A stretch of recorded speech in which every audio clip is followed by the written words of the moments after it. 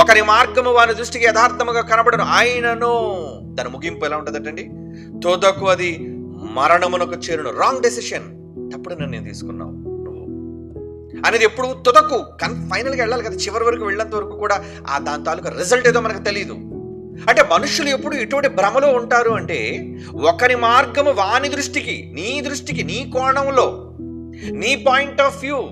ఇప్పుడు ఒక 9ని గీసి నేను కింద వైపు నిలబడ్డాను అనుకోండి, నాకు అది ఎలా ఉంటుంది అంటే 9.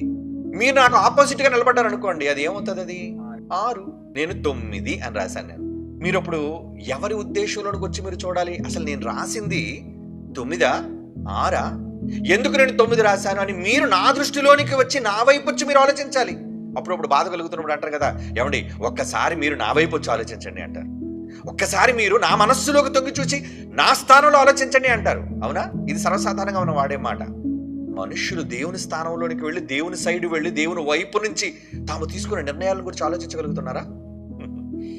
తప్పుడు నిర్ణయాలు మనం తీసేసుకొని దేవుడా అంటూ తర్వాత చేతులు ఎత్తితే, అంటే నీకు రైట్ అనిపించే ఏ నిర్ణయం తీసేసుకుంటావా? నీకు నిజం అనిపించింది, నీకు బాగున్నది, నీకు సుఖమైనది, నీకు యథార్థమైనది, నీ దృష్టికి యోగ్యమైనది, మేలైనది, అదే ఒకరి దృష్టికి యథార్థముగా కనబడే మార్గం కాబట్టి వెళ్ళిపోతావా? కానీ అది చివరికి వెళ్ళేసరికి అది ప్రమాదం.